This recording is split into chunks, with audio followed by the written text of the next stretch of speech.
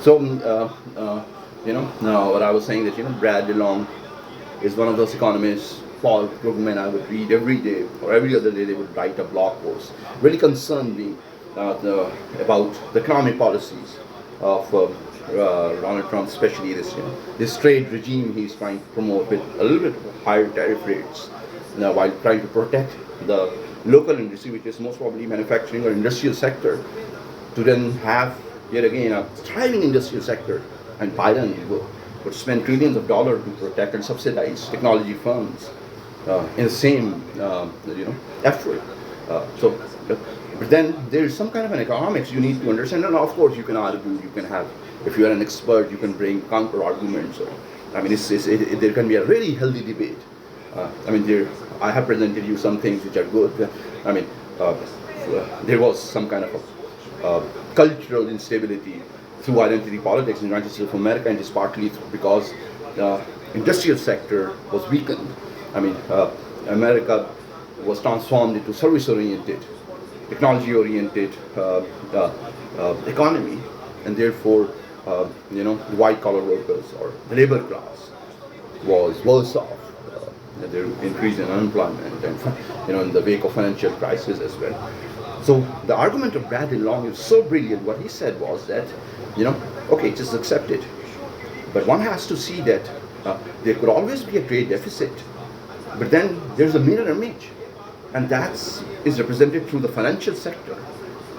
What is that? Is that I will explain it that of course all these Chinese companies or even multinationals owned by United Americans would really manufacture a product, consumer product, or a mechanical input in the factories of China, or then would be using raw materials from East Asia. And then what they are going to do, the finished product is going to be sold at really cheap rates in United States of America. So the subsidiaries of American multinationals would be Chinese, and those Chinese subsidiaries which are exporting to United States of America through value chains would as well have Chinese origin. So what was happening once the export order is completed? When the bank or financial institution confirms that the goods have been delivered, the final goods have been delivered, to then being sent to the markets, consumer goods or industrial goods. What is happening is that with that confirmation, there is some finance that is being involved. Once the good is being confirmed by the company that okay, our order is placed and now we have received those finished goods, the release of dollars will happen through the bank which is represented through letter of credit. And now, it's most probably it would be an American bank or would be a subsidiary, Chinese subsidiary. Thriving financial sector, investment banks, commercial banks. Assume there is a bank confirmed, so he would say, okay, let's make a payment to the company. It would be subsidiaries. It would be maybe Microsoft or it would be Tesla.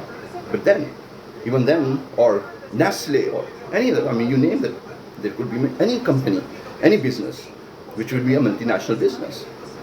So it is not that, let's say $1 billion order has been delivered.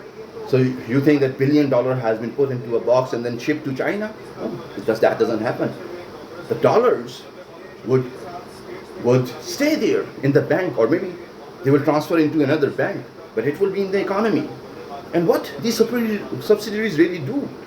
How come Toyota could have can represent more car sales than Tesla? And Toyota is competing with GM Motors or any American known company or even European car companies, Mercedes. Toyota is a really popular automobile in United States of America. So it's most probably it's a Japanese company. So in the same respect, a lot of technology companies would have subsidiaries in China, and they would have the presence in the United States of America. And once those $1 million order is made, it would remain in the United States of America. Now, amazing, a $1 billion worth of goods have been added to the economy. People are buying it at really cheap prices, while $1 billion would be in the United States of America. Now it's become $2 billion. I mean, anybody who knows basic monetary terms will say, of course, that's how money would multiply its value. But it is more than that. With the example of Toyota, what I'm saying is that those subsidiaries would then have their own presence. I mean, there will be a lot of billionaires like Alibaba. There can be a lot of billionaires or state-owned billion-dollar companies, Chinese state-owned billion-dollar companies, which would have been representing in United States of America through subsidiaries, through value chains. So most of the exports that had been made to United States of America would be paid in dollars, and the dollars, significant amount of the dollar stays in the economy, in the American economy, and then it is reinvested. So it is this trade deficit, not being export-oriented economy, China being an export-oriented economy, but dollar being an international currency, and United States of America importing from Canada, Europe, East Asia, China, or even India or Pakistan, would have then been paid in dollars, and the dollars, most of them, stays in the United States of America and then reinvested, creating this financial stability and a lot of prosperity. I mean, through most of the services sector. So, trade deficit. I mean, can you imagine? I forgot. I did my thesis, my first research thesis on Karachi Stock Exchange, finding the relationship with real macroeconomic activity or variables like democracy, like the GDP, like investment. That how daily stock returns would really be affected. That what kind of a macroeconomic situation you have in the economy. That was my MPhil thesis at Kaidan University. And then at ISS, my MA thesis was about financial sector development and financial sector liberalization in Pakistan, which happened in 1980s. And then, so I remember, okay, yes, of course. I mean, name it. You have understood the story of United States of America. That, I mean, you can read about it more. I've given you the hint and explanation that what we need to do, we need to be doing. America should really be becoming an export-oriented economy, while dollar is the main currency of exchange for the world, and then they can easily afford trade deficit because financial stability would add more value. I mean, there is kind of financial recession risk as well. So it's so important. This instead of floating financial institutions, floating risky financial instruments. I mean, financial stability happening through imports would be a great deal for the United States of America. So those economists, Ackerman, his neighbor, and Brad DeLong is trying to say that despite Brad DeLong trying to make an argument that this needs to be reevaluated, that the money as a exchange of value, as an exchange value should be reoriented towards gift as an exchange value. There is a long debate. I mean, it's contextual, but he's an expert for financial sector as well. Now, what is it in the story of China, East Asia, India? Of course. I mean, the story I presented after my PhD will really be arguing more about the import and export sector, external sector, and how industrial development took place in China, East Asia, South Korea, maybe Malaysia, or then India. And that was a bit of protection. But there is another story, I mean, even more important story, and it is that those sectors were protected, but then those industries were developed by entrepreneurs. And how did they got all the financial resources? This wealth. Of course, this industrialization, advent of industrialization 200 years back in Britain, through textile exports, and this textile industry would represent the core of capitalism. Whereby then later on, Adam Smith would write Wealth of Nations. Karl Marx would add that a lot of value to labor productivity arguments. And then 21st century labor productivity is achieved and promoted by technology firms. I mean, it's the century of great economics.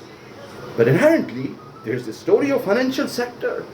You have to have a really well-developed financial sector to allow an industrial sector to flourish.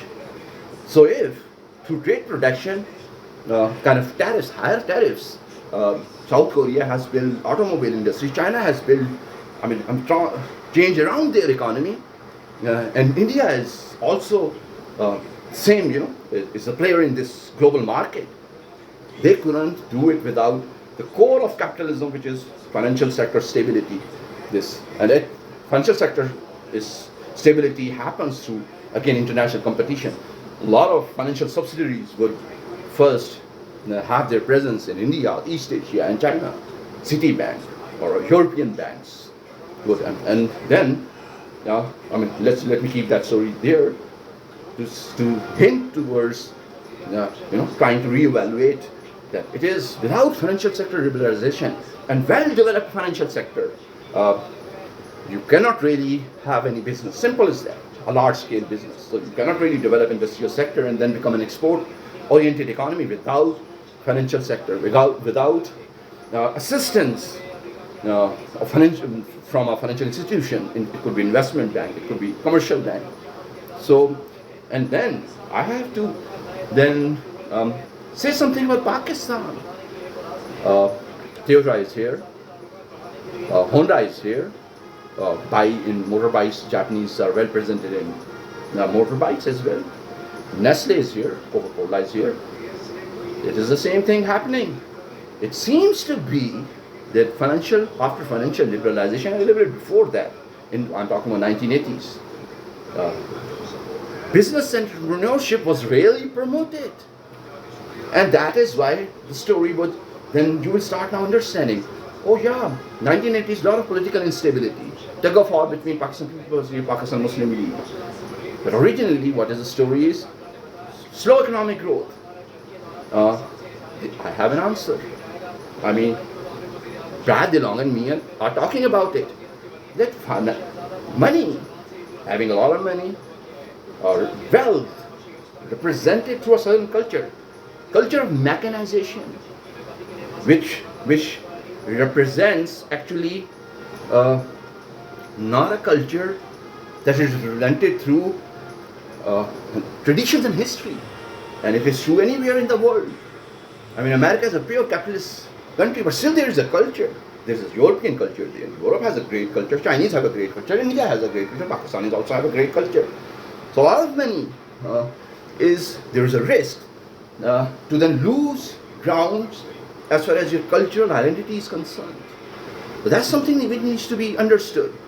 So suddenly, a lot of money pouring in, as has happened in President Musharraf's period, would then represent a certain steps by the government, even by the friendly nations, Middle East, and Iran, to then make an effort that Pakistan should retain their culture. 1990s, you can say that culture really blossoms in traditional setups and societies of traditional values, which should represent enlightenment, though spiritualism explained through enlightenment, logic, and rationality. Of course, not ignorance. It's a separate debate that the world didn't have a good picture about Islam. Being a Muslim, I know what Islam is. I know the basic values, basic tenets, and what Islam really represents, and what Pakistani culture really represents, or what Arab culture even represents. Of course, because of Islam, because of our last Prophet of Allah, Prophet Muhammad, peace be upon him, enlightenment, friends. Islam represents enlightenment. So there is any Islamic culture, there is always be enlightenment to hold.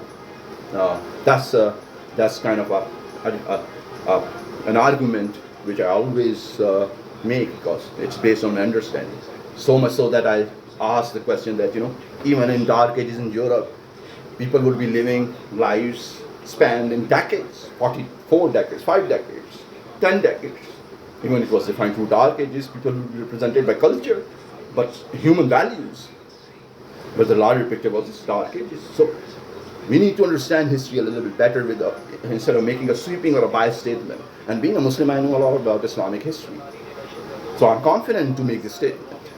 And now, the culture is represented through traditional ways and values, which does not really have great connection with these financial, mechanized capitalist values, if left to its original form, that everything is money. All values should then culminate into monetary values. If you have money, you have respect, kind of a thing. You can guess. There's this kind of even I could sometimes say that so money is circulating in Pakistan, and so we have forgotten about our Islamic values or Pakistani culture values or subcontinent Indian values.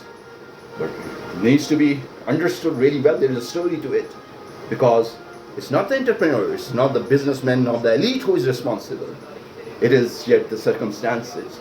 So it is